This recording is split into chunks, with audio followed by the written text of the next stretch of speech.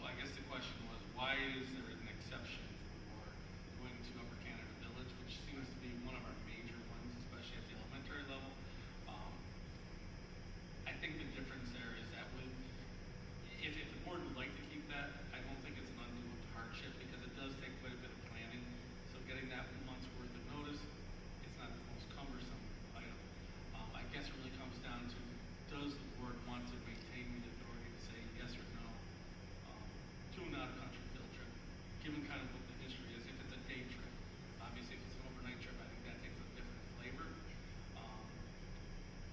But from an administrative stance, as one has to either approve it or recommend it to the board for approval, I'm pretty ambivalent about that. I don't have a particular problem keeping the board aspect in the policy. I just was curious because I thought I remembered that we had discussed. You're absolutely right. Okay, that's all the questions I have. I have a question. So, on the graduation ceremony, I did have at least a couple of community members approach me and ask me why we don't have graduation ceremony right here in the high school auditorium. Each year that we've had outdoor graduation, it's become more and more expensive for the district. And, since we've just remodeled, we have air conditioning here, there's very comfortable seats.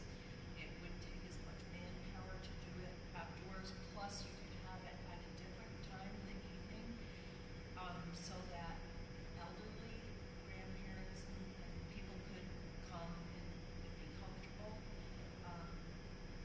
as opposed to being on the turf in folding chairs or on the bleachers. And again, there was a question about how much graduation is costing the district and why we're spending that money. So I'd just like you to be aware that there are people in the community who would like to see it moved to this location.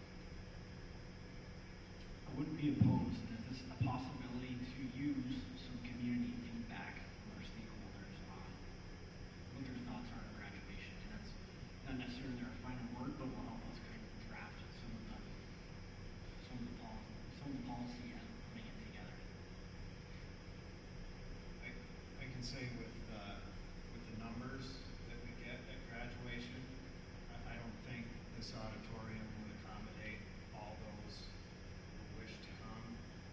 What would happen is that we would end up with potentially TV screens and community members, family members in our gymnasium, sitting on bleachers, watching a screen, and they wouldn't necessarily be able to see the ceremony in person live.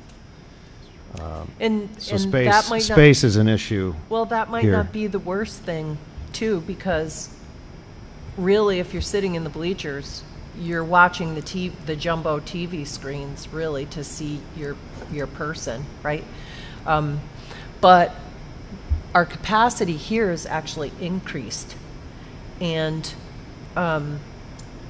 when they did have larger classes, they fit all of the students on the stage, and they had fewer seats here, and they accommodated everybody. So it's just something that community people have talked to me about. So when you're drafting the policy, I just want you to be aware that there's some people out there who are in favor of that. Thanks, Tricia. Yeah, that's good to know. It is good to know. I like your input from stakeholders idea. Yep. It is a good idea. For sure.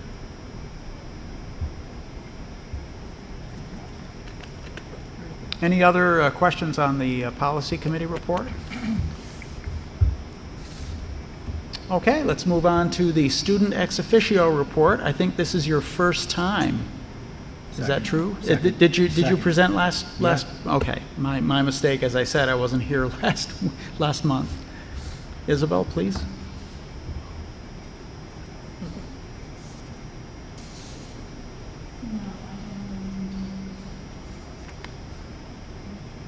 No, you have no report? Okay. Very good. We'll move on to... So actually, we do have a little bit of a report. Okay. Isabel and I were able to meet today, and she gave me some already good insight, so I'm excited to have Isabel joining the board as a student ex officio. We talked a little bit about what that role is, and again, I think we have a good follow-up to our prior. So there was a little bit of report, and Isabel and I'll keep working on that. But again, I think she's going to be an outstanding addition. Okay, thanks, Mr. Burke. We'll move on to the President's report. I've got a few things. I'll try to be brief. The first thing I wanted to talk about this evening was setting some Board of Education goals, internal goals for the board. The last couple of years, we've established 3 to 4 that we hope to help us to improve our internal operations and make us a better governance team. I have basically 4 ideas to propose as board goals, and I'd like to encourage all of you to think about those ideas and come up with other ones as you see fit. Just very briefly, here are what I came up with. Develop written procedures for the onboarding of newly elected members to the Board of Education with input from an ad hoc committee of the board and superintendent. I think this is a perfect year to do that kind of work because we don't have anyone on the board this year that's brand new. Second idea is to develop a written handbook for the student ex officio board member with input from an ad hoc committee of board members, administrators, faculty, and students. So that would hopefully give folks in the position that Isabel is in a sort of a roadmap or a plan for what they're going to be, what they are responsible for, what their duties, what's expected of them, what we are hoping to gain from their involvement with the board. Third idea is to investigate the costs and benefits of switching our internal document suite from Google to Board Docs. I don't know anything about Board Docs, and it's actually somewhat difficult to find a lot of information on their website about their product. But I do hear a lot about Board Docs at various NYSSBA things that I've been to. They are a partner corporation with the School Boards Association, and there are a handful, if not more, districts in our area that use Board Docs as opposed to, some other way of organizing their files and policy manuals and that kind of thing. And then my fourth idea is to collaborate with the superintendent to establish a calendar of presentations to be given to the Board of Education at monthly meetings, focusing on areas like academic programs, co-curriculars, district building plans, and other areas. I think in the past, we have been presented mostly by the superintendent with a plan for what presentations we'll hear during the year. I think this would be an opportunity for us as board members to participate a little bit more fully in what we want to hear about. So we would sit down with Mr. Burke, come up with a calendar of subjects that we would like to have presented to us by the administrative team and perhaps others, and go from there. So those are just my 4 more or less off-the-cuff ideas. And I, again, would encourage you to, flesh those out, help me flesh those out, or come up with other ideas that you'd like to set as board goals. And we don't want to maybe add any more, but perhaps an idea that you all come up with is going to be a better one than something I came up with. And I'll share all of that out by email so that you can ruminate on it a little bit. Okay, the next thing that I have is the Area 6 NYSSBA dinner that Trustee Murphy and Mr. Burke and myself attended back on September 5th. Speakers were Jay Rwona, who's the Deputy Executive Director and the General Counsel for NYSSBA, and our Area Regent, Roger Catania.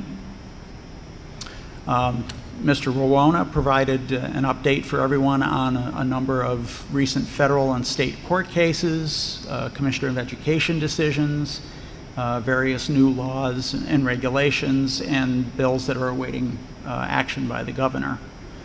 Dr. Catania gave an update on the work of the Blue Ribbon Commission on graduation standards and next steps in that process. And he talked a little bit about the regionalization effort that Mr. Burke is going to tell us a little more about later. I didn't really walk away with any earth-shaking information in either gentleman's presentation, but kind of felt like the most valuable time at the dinner was the time spent talking with other board members and superintendents and school personnel that were there.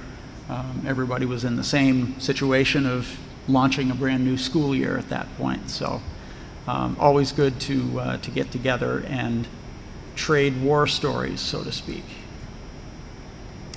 Next thing that I have is sort of dovetails into that. Linked to your agenda is a flyer for the annual St. Lawrence Lewis School Boards Association dinner with Regent Catania on October 15th at Seaway Tech. That's a great opportunity to hear and ask questions of our Regent's representative on any number of education topics. He's, I'm sure, going to be talking about the Blue Ribbon Commission. He's going to be talking about regionalization. He's going to be talking about a whole whack of things that are going on at the state level. And the meal is always excellent too, and it's prepared and served by the culinary arts students at Seaway Tech, and there's always lots of Massena student participation in that. So we see a lot of our own kids serving us dinner. So if you would like to attend October 15th, make sure you let Ashley know, and she will get you signed up. And let's see, not the last thing that I have, but the next thing that I have is attached to your agenda is the proposed resolutions booklet prepared for the virtual annual business meeting that NYSBA holds each year. We, as a member of the School Boards Association, are eligible to appoint a delegate to the business meeting, and the results of that meeting become the basis for the School Boards Association's government advocacy for the next 5 years. So over the course of several hours, each of the resolutions in the booklet, and you can click on the link and take a look at the resolutions booklet. The resolutions are presented, they're discussed by the delegates, and are voted upon. So it's democracy in action, essentially. And those resolutions that pass are advocated for passage by the legislature, by the NYSBA government affairs team, and so they're basically going to bat for their members based upon the results of the vote at the annual meeting. I have already registered to be our district's delegate. I've done this 3 years in a row. I could use a break, but at least this year it doesn't fall on a significant happening like my wife's birthday or something like that. So. But if anyone has 4 to 6 hours on a Thursday evening that they're willing to give up and participate in the democratic process, I don't have to be the delegate. I can easily be replaced. And the very last thing that I have is registration open this morning for the Rural Schools Association Winter Conference in Saratoga Springs. The link on your agenda will take you to the webpage for the conference, which is on December 4th and 5th. There will be updates on the Blue Ribbon Commission, Graduation Requirements Initiative, Foundation Aid, just to hit a couple of highlights. There's lots of other breakout sessions and workshops going on. I'm planning to attend this conference and would certainly encourage others on this board to do the same if you have the time to do so. Ashley, again, will get you signed up. And that's all I have. Questions of me?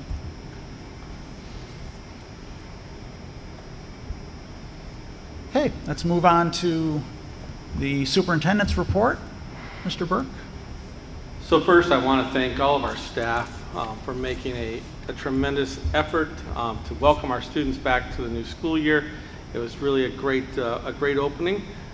Not without some hiccups, however. One of the biggest hiccups, which I did share with our school community, was the discovery of mold here at the high school, primarily on walls and some here in the auditorium on the floor. And that was on the opening day. So that was not the best of welcomes. But I do want to thank Greg Tessier, our Director of Facilities, and his staff. His staff put in nearly 100 hours combined after hours and on that Saturday to get this building ready and keep it safe for our students and our staff. And I think it warrants the amount of effort that those folks put in. I'd like to publicly recognize each one of those 9 members of the staff who willingly volunteered to stay after hours and get this work done.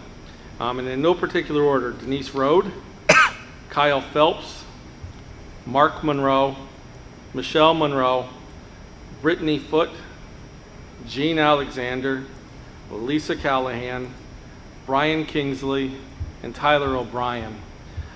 On that Saturday, there were 7 individuals here in the auditorium, and to clean this floor, it was done on their hands and knees, row by row, and when that was finished, they then waxed the floor.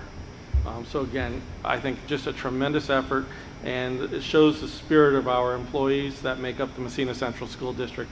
And again, I think that they deserve to be thanked publicly and recognized publicly. So, and again, our entire staff did a bang-up job getting everything ready for our student arrival and making it, again, a welcoming environment. Any questions about the opening day? All right. There's been quite a bit of discussion about regionalization, which is an initiative being promoted by the State Education Department. And I think the biggest fear for a lot of people is, what does that mean? Does that mean that all of a sudden we're going to be seeing schools forced into mergers? And the answer on that one currently is no, that's not the purpose. But what we are looking at across the state of New York is diminishing resources at all levels and increasing demands. You'll see that there are a couple of different slides. What the board sees right now is the slide on your Chromebooks, which is from the State Education Department. And on the screen in front of you and on the screen behind us is something I just put together a little bit more in tune with what we're doing here in the North Country, which follows all the state guidelines, but a little bit, just a little bit different wording. And this will also go up on our website. We know what it looks like with diminishing resources in terms of personnel. Trying to get highly qualified individuals in any of our jobs is becoming increasingly difficult. So we have a human resource deficit. We also know that we are having a financial deficit that's coming. We know that the state is looking at how foundation aid is determined, and what that means yet is to be determined. And then the second one in there is the advanced course offerings, which really takes us down to the second bullet that's on this slide. I had not heard this term before, but they are talking about transcript gaps. Oftentimes we've lamented here in the North Country that we might be able to offer in our smaller schools one language, French or Spanish, or 2 languages if you're in a bigger school, French and Spanish, or French, Spanish, and now Mohawk. Compare that to what our counterparts are doing in Westchester. It doesn't even come close. That's the transcript gap. What are we able to offer our students that other areas of the state are able to do that we can't? What about in our own region? We are the largest school within our BOCES. There are courses and there are opportunities that we're able to offer to our students that a smaller school cannot. When you have 800 students in the high school, you have enough sections of classes that you can have more electives. Coming from a small school at Edwards Knox, they did a great job offering AP and distance learning, but again, when you have a limited number of students, it becomes more difficult. Even at Massena, do we offer enough electives? Are we offering enough advanced courses? Are we offering enough CTE courses? Compared to some schools in the Westchester County, the answer is a resounding no. So again, we're coming to face those realities, And that's what this regionalization effort is. How can we pool our resources together, not necessarily through merger, but identify our strengths, our assets, and how we can possibly come together and share those to face these very real challenges that exist now and that are certainly going to only be exacerbated in the near future. On our second slide that I put together, it defines what regionalization is. Again, it's a collaborative effort, and that's really what we're just beginning to engage in at this point in time. On our third slide, a little bit of the who's involved. Each BOCES, each of the 37 BOCES will be spearheading the regionalization efforts.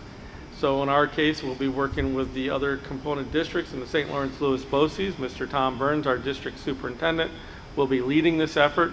And we will be collaborating as 18 schools with the BOCES to come up with our regionalization plan.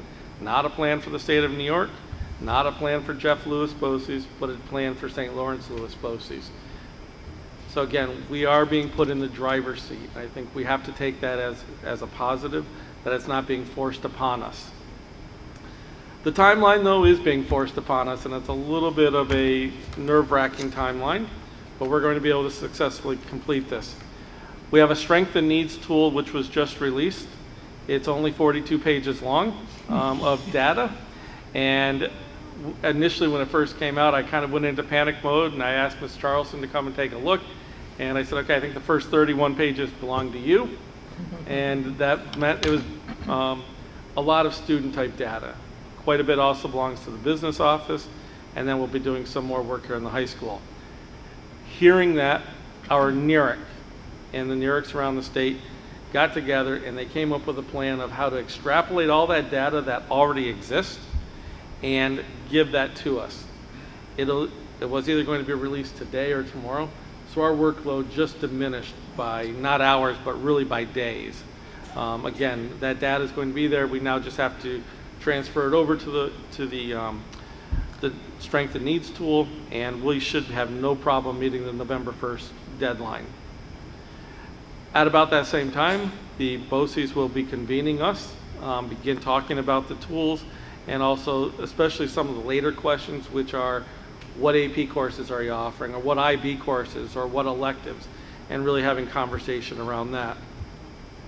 By April 1st, we will be giving interim progress report, which will go back to State Education Department, and then a final reorganization, a regionalization plan by October 1st. And you'll notice that this is not a one and done. We are going to be continuing this effort every 10 years. And I would assume we're also going to be looking at this. It's going to have to be a living document because circumstances can change. So again, I think we can look at this, and we need to look at this as a unique opportunity to shape what education in our region looks like for the long haul. We're not talking about bandage fixes. We're talking about really fixing the entire system and making sure that our students have what they need for 21st century life. And again, at first, it looks a little daunting, but we're going to get this done, and I think it'll be a good product. Questions from the board? Every 10 years, that seems like a long time. I would think 5 years would be, or 6 years would be more. But if it's 10, most likely everyone that did it the first time will be gone. They'll have forgotten what happened. That was by design, I'll bet. Huh? Okay. I'm a skeptic in all of it. So Yeah. I think, Paul, as we go through this the first time, we're going to have a better sense of really how much time and effort is going to go into this. And then also we're going to be able to take a look at the plan over the next few years. How is it working? And if we find that it completely falters, we're going to have to go back. If we find it successful, identify those areas of success, and maybe we can identify more areas where we can collaborate and create more successes. I really do hope it becomes a living document as opposed to even a static tenure. There's just way too much that changes. And if we think about our education system right now, try to identify what's a whole lot different from 1950. nothing. Mm-hmm. Nothing. Okay, so I think I'm getting towards the end of my career, but this is exciting. I think this is what we've been clamoring for. You combine this with the Blue Ribbon Commission, and maybe, just maybe, we will have some real successes. We'll actually be talking about our students walking across the graduation stage, whether it's out on the field or here in the auditorium, with something that really means value to them for their life. We need to change, and it's a long time coming. I've been in this business now 30 years, and I'm more excited today than I think I've ever been. A little nervous about trying to get all the work done, but again, it's good work, and it's going to mean something for our kids. One of the concerns I have with the concept of regionalization is our current school district taxation boundaries. So what I would question is, why is it our concern what Norwood Norfolk does with how they tax their people and what they offer their kids?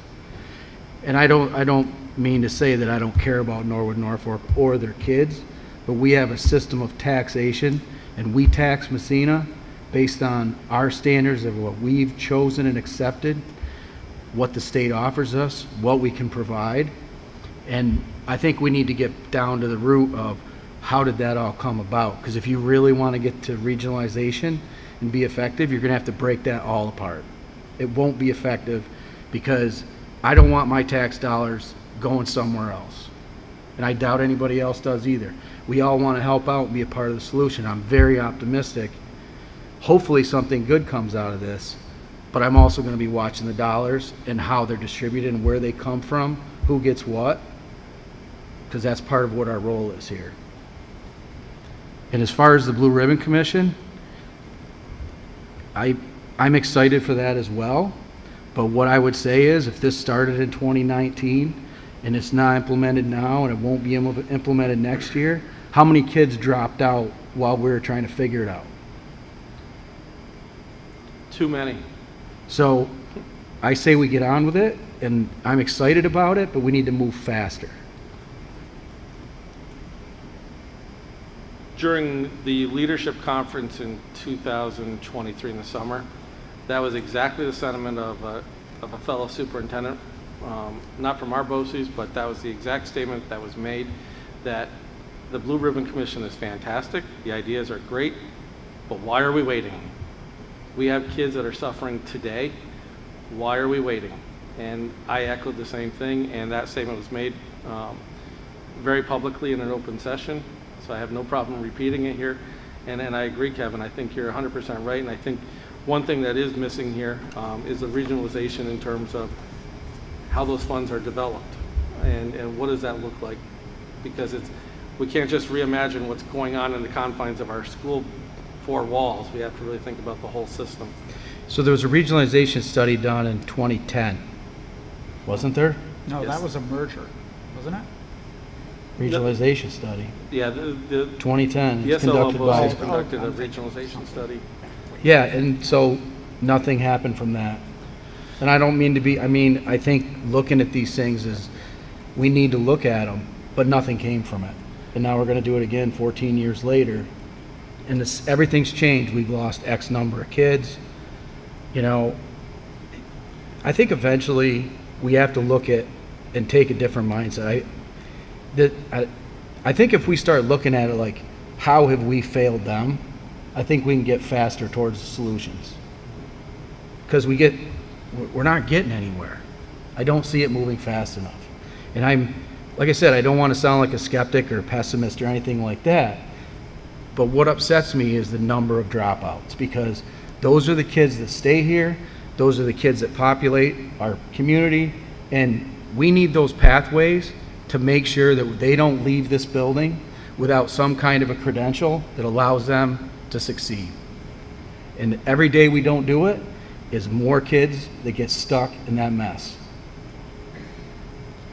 So I'm optimistic, though. And at the last board meeting, just to dovetail on that, we were talking about and discussing the, I'm trying to think of the name of it, the self-reporting postgraduate Yes. life track. right? Life track. Life track. We were talking about life track. So that might be another thing, Kevin, that helps us determine whether we're being successful or not, if we can get all of our students to participate in that survey before the end of the year, so that we have a database, where we can really look at how do they feel like they were prepared for whatever they go on to after high school. So Yep. I think that's part of it too. We need to keep a focus on that. Yep. Well, I mean, like I said, we're talking about it, so that's, hopefully there's some hope out there, and I'm impatient. And I think it's with good reason. If you're here long enough and you watch it long enough, there's lots of clarity. So, in about a year from now, I think we could plan to hear some type of presentation on the final regionalization plan that was formed Yes. over this year's work. Yeah, that's all going to be, certainly, we're going to want to make sure that we get this publicized. What does that regionalization plan look like? As Kevin said, we have a plan that's been sitting on the shelf locally for 14 years. And for 9 of those, now 10 of those years, I've sat at that table. I'm as guilty as anybody else of not moving that plan forward. We've talked about this. Time for talk is over. But we need to get everybody on board. We have to make our public aware. My fear of where this could falter is much of where the original regionalization plan faltered, and that is, frankly, adults get in the way. That's exactly, that's what I was going to say. Become Please don't quote self-preservation. that, Bob, but it is true. We got in the way when we were talking about mergers. How many schools in our area have talked about mergers? And I was a Canton parent, and there was no way my daughter was going to wear blue and orange. That wasn't about to happen in my lifetime, okay? That was an adult issue. That was a poor decision on my part as a member of that community.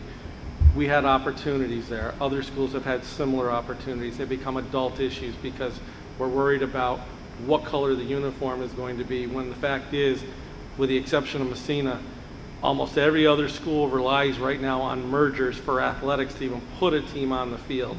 We all rely on one another to send our kids to one of the 3 BOCES centers, where almost 60% of our eligible juniors and seniors are going to work or going to school every day with kids from the other schools. Our kids don't have the problem. They don't. We have to get out of the way of our kids, and it really does become an adult issue. And now the adults have to act like adults in these rooms and have serious conversations. Yes, it's being forced on us by state, but our kids deserve nothing less. Social media has regionalized the area because all the kids know all the other kids in all the other schools. It didn't exist a long time ago when I went to school. We knew some, but not like today. Right. So I think you're absolutely right, and it's likely always been it's an adult problem. And then it'll become a bargaining unit problem, and all those other things have to get sorted out somehow because it becomes territorial. So, and I'm saying the same thing with taxation. If you could fix the taxation thing, it takes that off somebody's got to figure out a better way to do it. But is that mandated from the state? The state's not going to want to do that. So if we're going to be stuck, it's they want to see change and they want us to come up with change. But how do we legally change our taxing entities? How does that happen legally? How do you change the taxation boundary of a school legally? Because that's what has to happen. If you want to get down to the root of how we exist, it's a taxing entity. Then everything happens within that taxing entity, local control with state aid. So if you don't figure out how to break that or fix it, then you can't level the playing field. Because I won't let my money go somewhere else till I know that it's fairly and equitably distributed. Every dollar.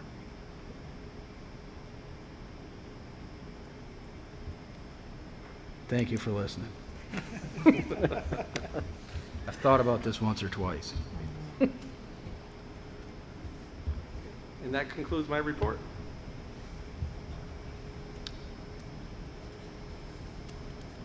Okay, thank you, Mr. Burke.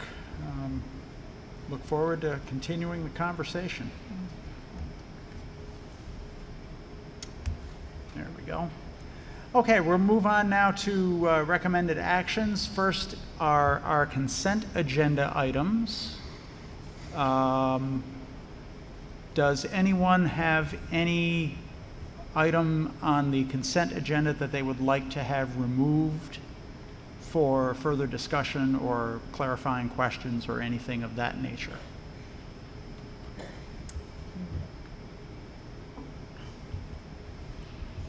Okay, hearing no requests, I would call for a motion for approval of the consent agenda.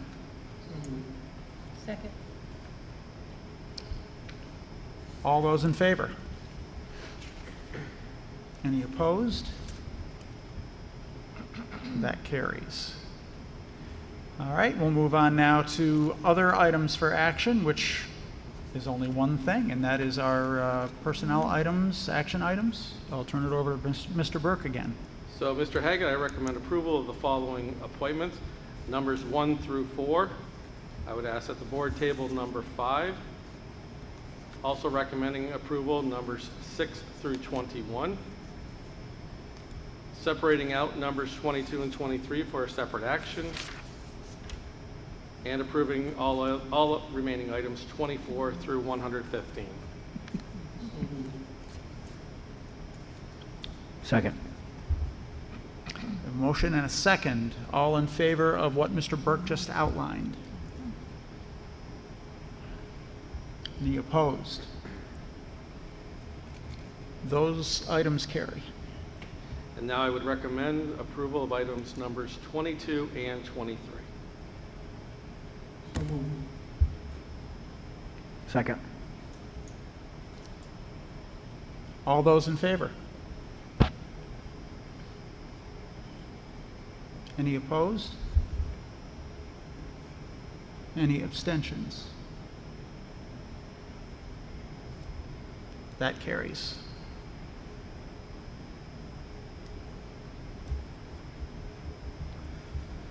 And is that it, Mr. Burke, for personnel action items? Yes, it is. Okay. We'll move on now to new business. Are there any items that the Board of Education would like to have placed on a future agenda? Mr. Haggett? Yes, I would ma'am. like to propose that we discuss our cell phone policy in the high school, the junior high, whatever. Cell phone use policy. Okay.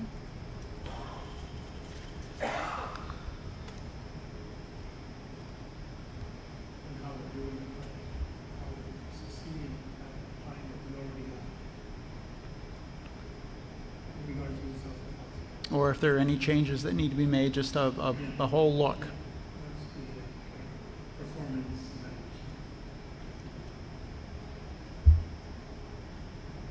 And I'd like to add to that, that I would like to invite anyone from the public who wants to be part of that to come to the board meeting and,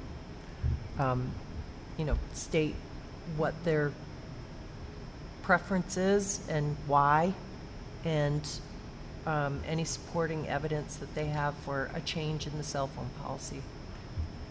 As well, stakeholders within the school. Absolutely.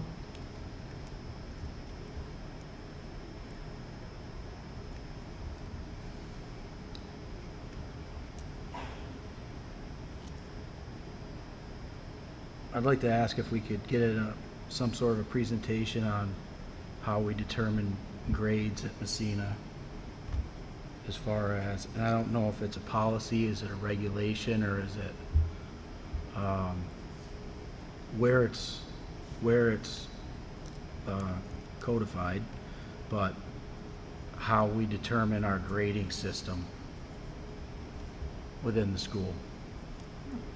So, allegedly IB can earn more than 100 points. Others only get up to 100 points, etc.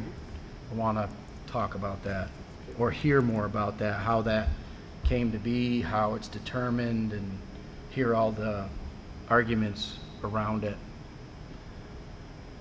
would it be all right if I invited Mr. Oliver to come talk? That's primarily, I think, what we're referring is probably the high school, to come and talk about the current, how it currently works, and any historical perspective that he can provide of how it came about. Sure. And then that might open up a discussion for, Sure. okay, we can do that.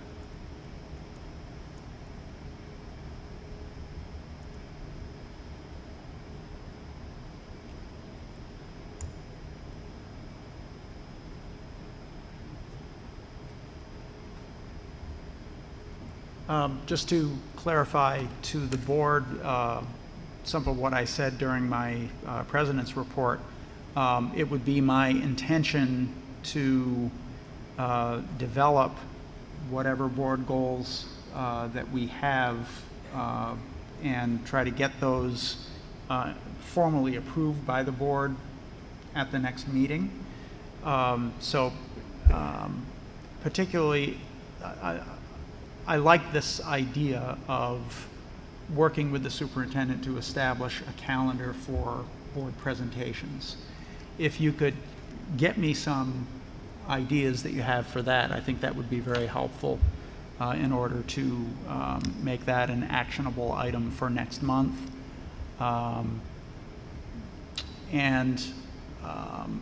If you, like I explained, I'm going to send you all an email with these sort of, proposed, not totally fleshed out, but proposed. And if any of you in turn respond with a proposed goal of your own, I'll do my best to kind of rework that and put that into something that would be actionable at our next meeting. And I think we would do no more than 4. As far as the schedule of presentations, some of that schedule is already kind of, Well, some of it is filled to some regard. So you've got, it might even be next month. We'll get a report on graduation rate or dropout rate, whichever way you want to view it. Throughout the year, there's different sort of like expected reports in my mind that I expect to see at certain times. We're gonna, whether it's March, April, or May, I can't remember the month, in one of those meetings, we're gonna hear who the Val and Sal are, at that meeting. So some of those things are already sort of taken. So I'd be curious to see what the calendar looks like already, and then, I don't know,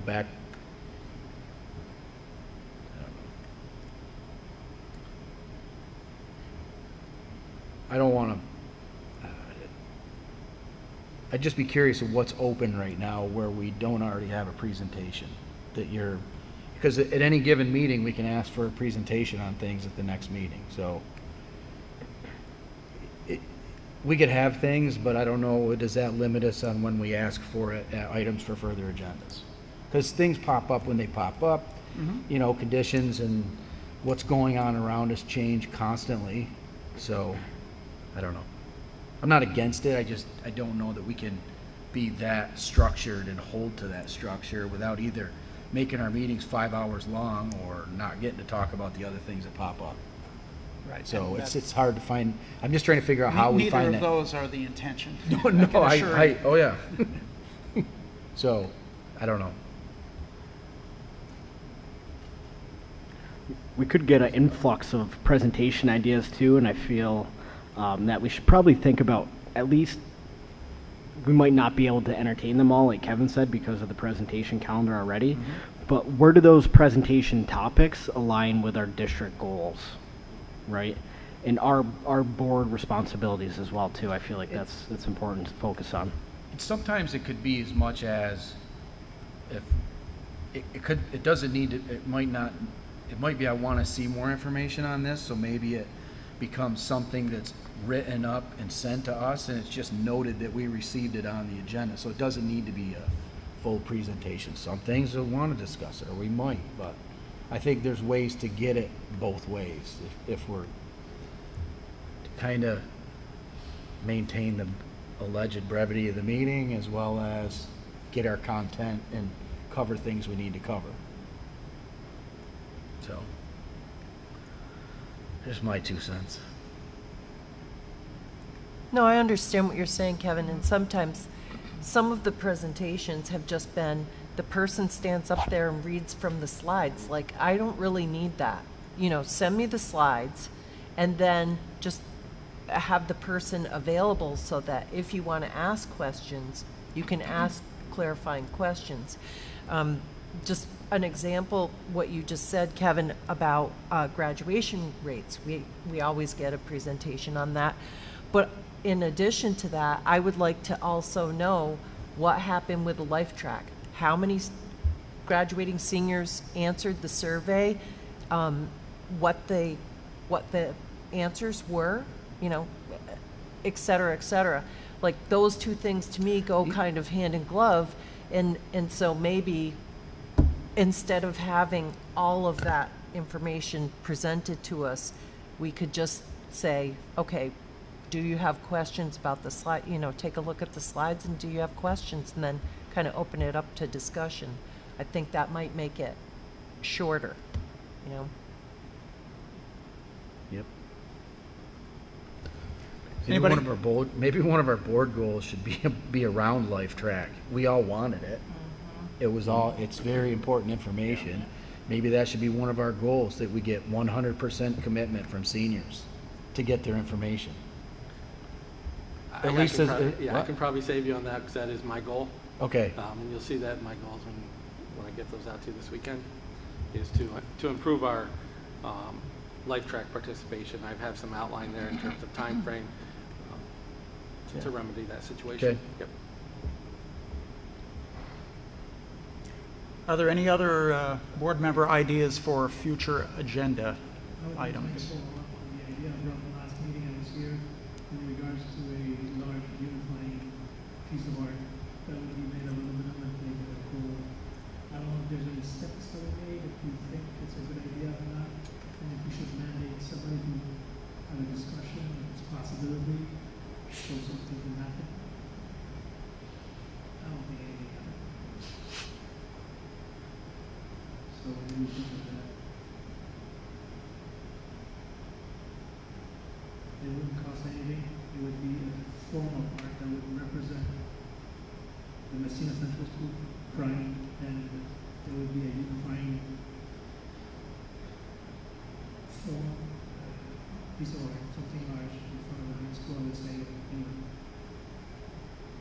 something we see a lot of important universities. I think it would make a big difference in our pride and our representation. I don't know what you guys think of the idea. Should we have some conversation with some fun sources?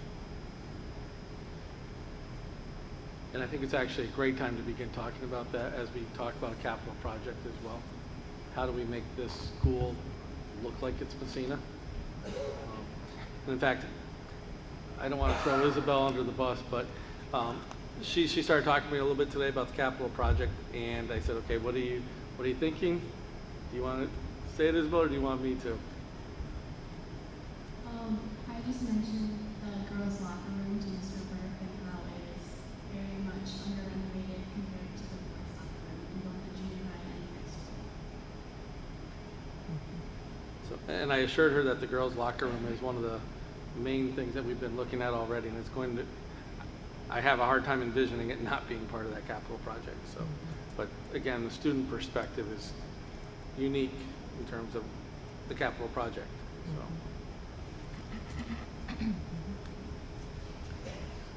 I have a general question for particularly board members down that way. Can you hear could you hear Robert? I'm getting And could you hear? feedback. I could. Yeah, I'm wondering if, could. for next But month, I'm- Mr. Lincoln, I'm if on we the could edge of the have curve. some sort of floor monitor down here that would help us just hear each other. Thank you. Thank you. I had one other thing, Mr. Haggett. Can you hear me? Yes. Okay. It's my Jersey accent. Talking about future agenda items and presentations, and this might coincide with us going to the convention in October. where I had mentioned I'd like to sit on all the presentations about AI. And I know that without putting her on the spot, Ms. Charleston has been very involved in that. I think we need to have discussion for teachers and for students and come up with a policy or more education about that. From what I hear from students is they'll be accused, so to speak, of using AI for a paper, and they swear up and down they haven't done that. So the teachers aren't aware of how to use it or what really is AI generated. And I think it needs discussion on both sides. And it's going to be, it's a big issue, I think.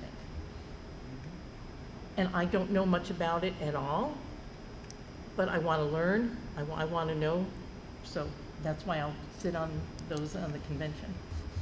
So maybe that could be a presentation. I wrote down in November after the convention that maybe, again, I'm putting you on the spot, Nicole, but maybe you could offer us some information as well.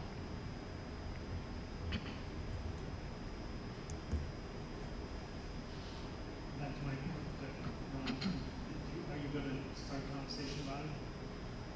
My point, my idea, are you going to start looking With the into it? statue and the branding? And Yes. Yes. And having some, okay. Yes. So we'll talk about it at the facilities committee? Yes. Okay. Yep. I just had one more thing. Is this printed in each classroom? Does everyone have this? I thought this was brilliant. And when I came to the opening ceremony, what a nice job. I love the graphic. Everything about it, it's really easy and accessible. And I just feel like if we as a district, if these are our goals, they should be posted. Like, could we get them printed on maybe some kind of cardstock and put in all of the classrooms, just so that it's a reminder every day to the kids and to the faculty, what are we really trying to accomplish this school year? I reached out to our communications folks today as I looked at my blank wall and I thought, I'd like one, you know, like those, the fathead type decals for sports. And I said, is there any way we could do that with our ABC? And she's working with her graphics folks now to see if they can do it in-house. I think she came up with a typical 11 by 14 size poster. But I would like to have some larger ones in key areas as well. Maybe the BOCES graphic art students could do it. Mm-hmm. Excellent. All right.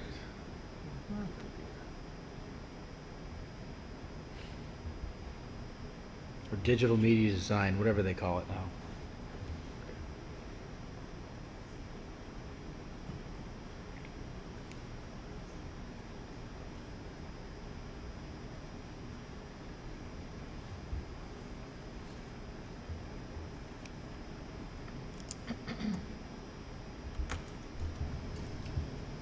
Last chance for future agendas.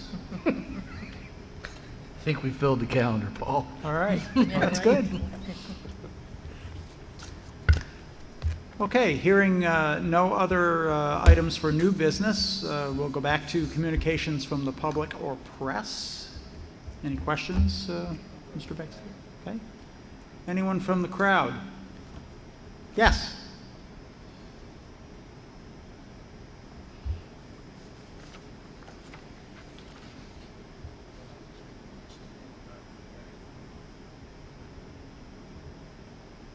The podium mic on?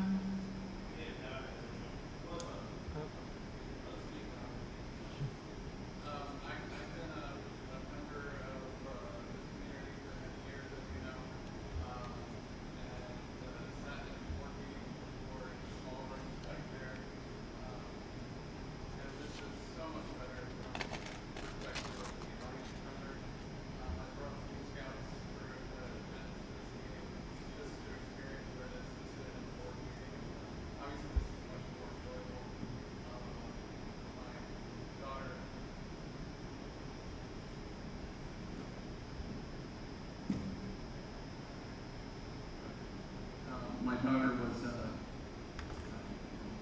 valedictorian a couple years back and was presented in front of the board at that time. So it was this occasion for them at that point. It was kind of cramped and we got a picture and everything, but I think it would have been a lot better in this kind of environment. So if there's any discussion in the future of changing back to where you were, a small room, I would highly advocate for this room. I think it was really great. Thank you. Thank you. Thanks, Dr. Cicchetti. I think I think we made the decision. Yeah. Well, feedback's all been positive, and not just from a public comfort perspective, but perspective of staff time and administrators' time, and pretty much all the way across the board. Thank you. Anyone else from the public or press? I don't believe we need another executive session, so I would ask for a motion for adjournment. So moved. Thank you. All in favor? Thanks very much, everybody.